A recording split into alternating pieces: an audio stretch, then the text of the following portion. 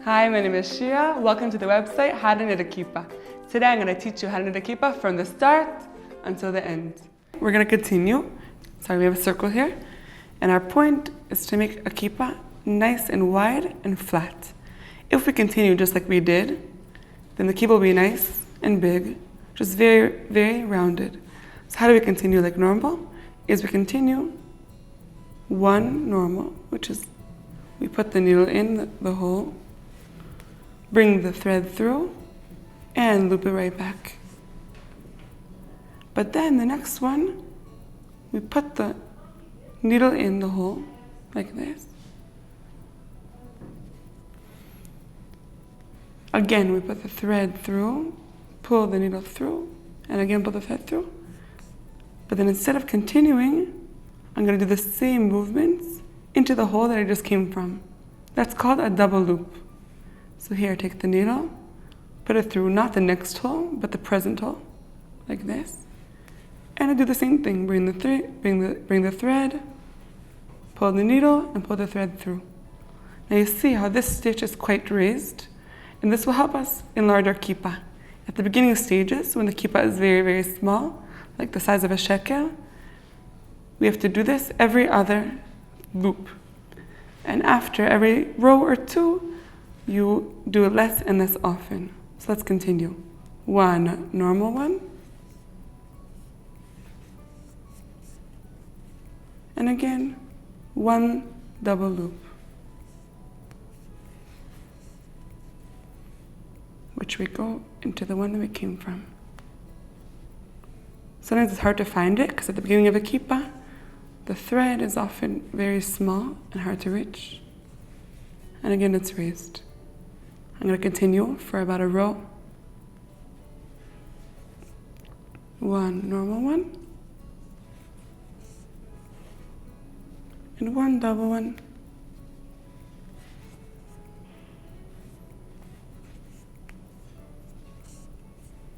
See, I go back into the hole where I came from. Now you see a little bit that I'm struggling to put the needle through the holes. This is because it's the beginning stage where things are a little bit tight. Once we continue a few rows, it will get much, much easier. So I'll continue. One normal one.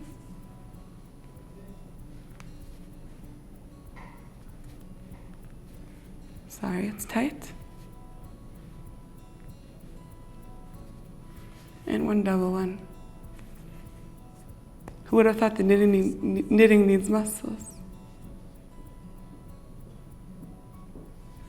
That was a double one, I forgot.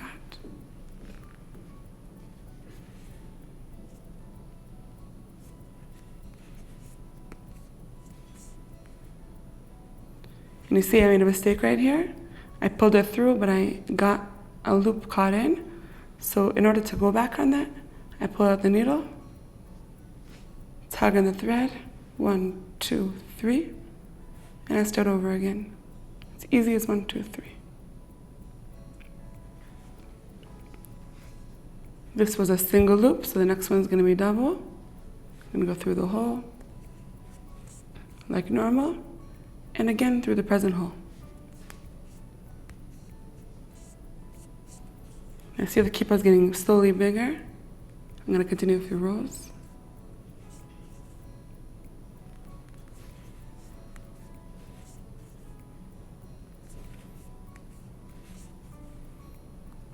And slowly but surely, your kippah is enlarging. People say that I move fast, but that comes with experience and time.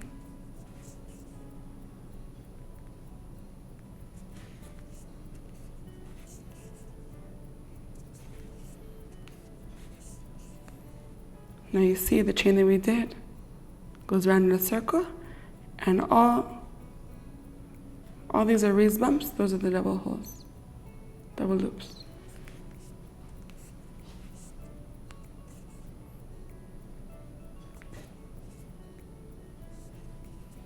It's still quite tight.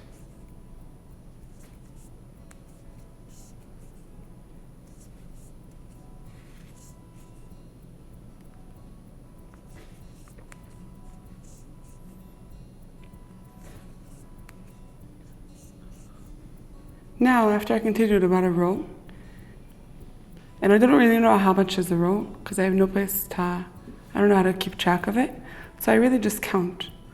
Now the row is about 1, 2, 3, 4, 5, 6, 7, 8, 9, 10, 11, 12. About 20 stitches. So 1 minute, I'm going to finish the row.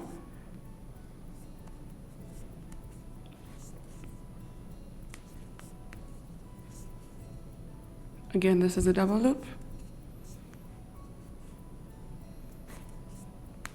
This kippah is starting to take shape.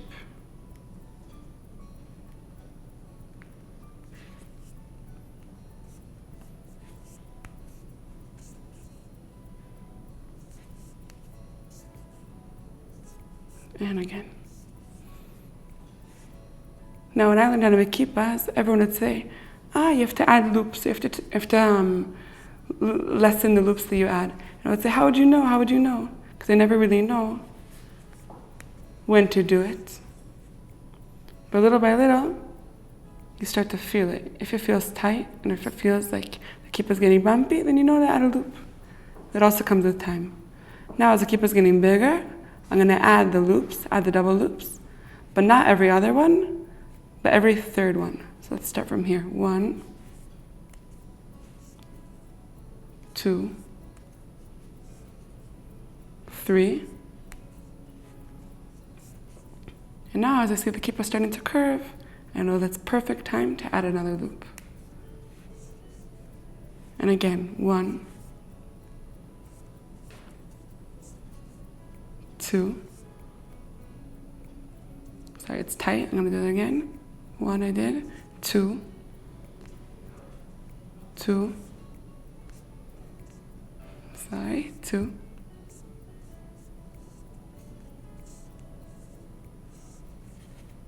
3.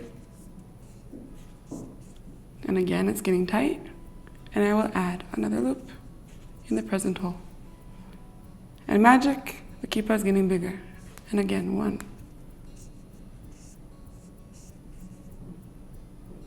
2. 3. And double. 1.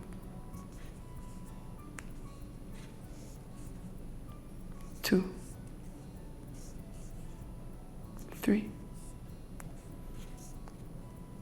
Sorry. 3. And double. Now I'm going to do it every 4. 1, 2, 3, 4.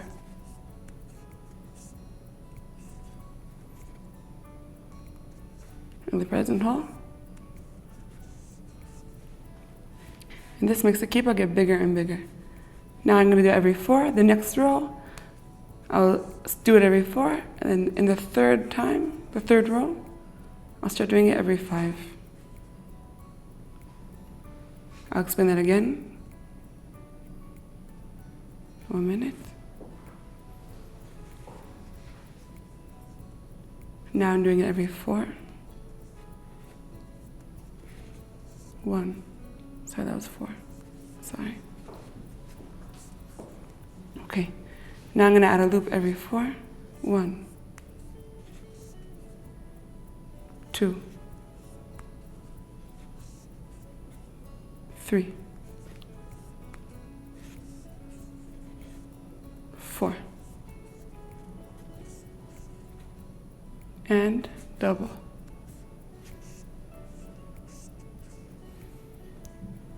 The kippah is expanding little by little.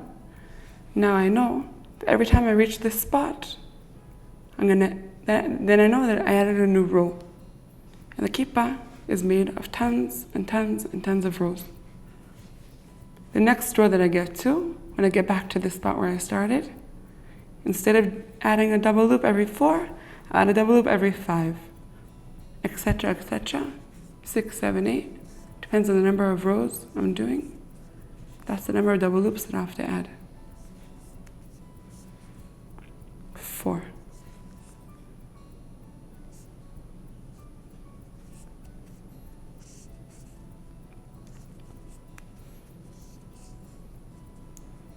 Sometimes it's hard to remember where you started and when you finished. So if you want, you can add a paper clip or maybe a little sticky note or something so you know where to go back to. 1, 2, 3,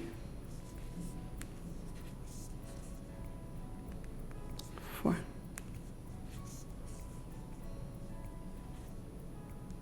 And double. Okay?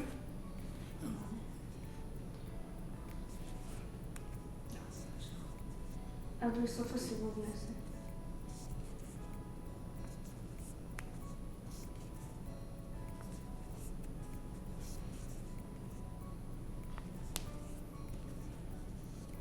And now it's starting to look like a kippah, finally.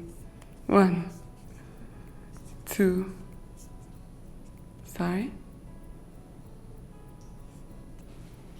2, 3, 4.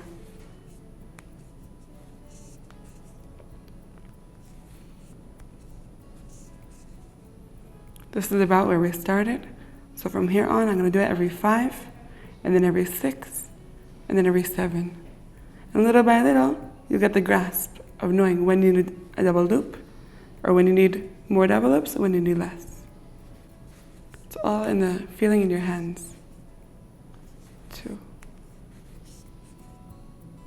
3, 4,